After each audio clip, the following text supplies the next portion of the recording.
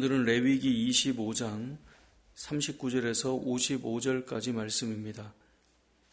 고대 사회에서 종이 된다라고 하는 것은 그 사람이 이 주인의 소유가 되고 또 인권을 상실한 존재가 되는 것입니다. 반대로 그런 주종관계를 생각해 보면 주인은 악하고 또 포악하거나 함부로 해도 될 권리가 있는 그런 사람처럼 생각되기도 합니다. 그런데 오늘 본문에서 주인과 종에 대한 이 관계를 하나님께서 말씀하실 때는 그렇게 되지 않도록 하라고 말씀을 하십니다. 오늘 본문의 시작인 39절을 보면 너와 함께 있는 너의 형제가 가난하게 되어 내게 몸이 팔리거든 너는 그를 종으로 부리지 말라라고 말씀하고 있습니다. 가난하게 되어서 몸이 팔렸다라는 것은 경제적인 이유로 어쩔 수 없이 그 사람에게 자신의 몸이 종처럼 여겨져서 일을 하고 수고하며 그 빚을 이제 갚아 나가는 것인데요. 이제 그렇게 될 때 종으로 여기지 말라는 거예요. 왜냐하면 경제적인 어려움으로 지금 팔려갔지만 그 사람이 영원히 종이 되지는 않을 것이기 때문에 종으로 여기지 말라 이 말입니다.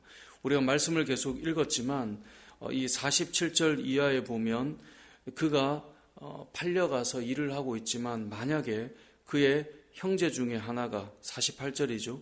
그가 팔린 후에 그에게는 속량받을 권리가 있다는 거예요. 우리가 어제 보았던 땅도 마찬가지였잖아요.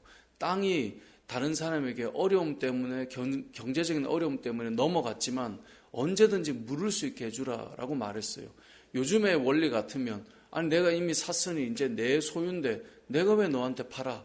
이렇게 되지만 그 당시에 하나님께서 땅은 나의 것이니 너의 영원한 소유가 될 수 없어. 그러니까 그 사람이 만약에 갚을 능력이 되면 이제 물르자.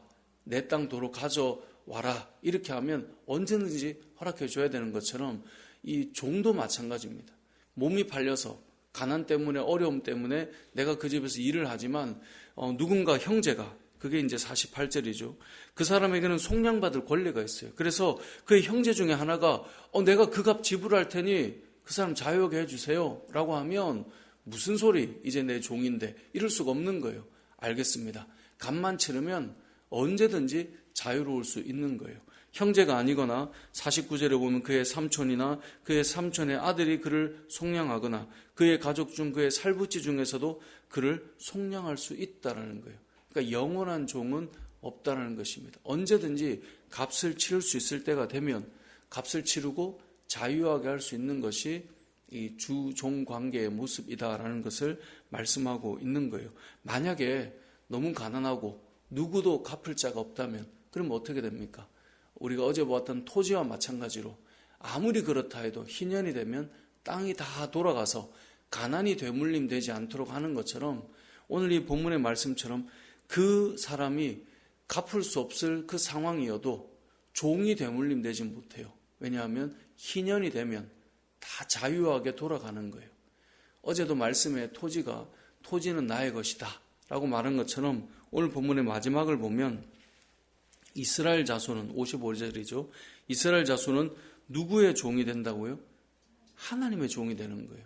그러니까 사람의 종이 아니라 나의 종이기 때문에 어떤 사람의 종으로도 평생 살아가지 못하도록 자유하게 해주겠다는 거예요. 왜냐하면 애굽에서 인도하여 낸 이제는 나의 종이지 어떤 사람의 종은 아니다라고 말씀하고 있는 것입니다.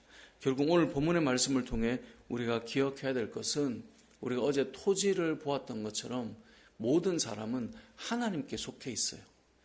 어쩔 수 없이 내 밑에서 일을 하고 있다 할지라도 그 사람은 내가 함부로 할 수 있는 존재는 아니다라는 것입니다. 이것을 좀 쉽게 한마디로 말하면 우리는 사람을 산 게 아니고 그 사람의 노동력을 산 거예요. 요즘도 마찬가지입니다. 우리가 만약에 어떤 이 기업의 오너이든지 어떤 사업을 하는 사장이 되었다 할 때 직원을 채용하지 않습니까? 그럼 직원을 채용할 때 우리는 그 사람이 내가 너 월급 주잖아. 함부로 할 수 없는 거예요. 왜냐하면 그 사람의 인격을 산 게 아니에요. 그 사람의 노동의 가치를 산 거죠.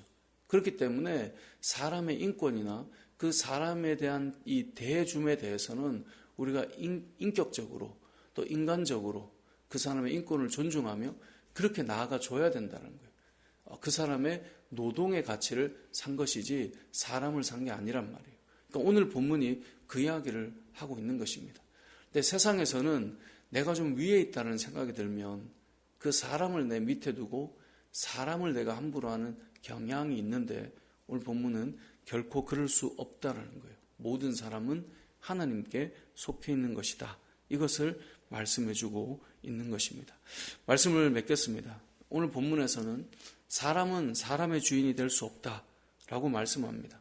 때로는 가난하게 되어서 우리 밑에 일해야 될 상황이 될 수도 있습니다. 하지만 내가 그 사람의 주인이 되는 것이 아니라 그 사람의 노동력을 통해 그 사람이 오늘 본문의 말씀처럼 이 희년까지 채우지 않더라도 그가 일을 해서 빚을 다 갚으면 언제든지 그 자리에서 나올 수 있는 거예요.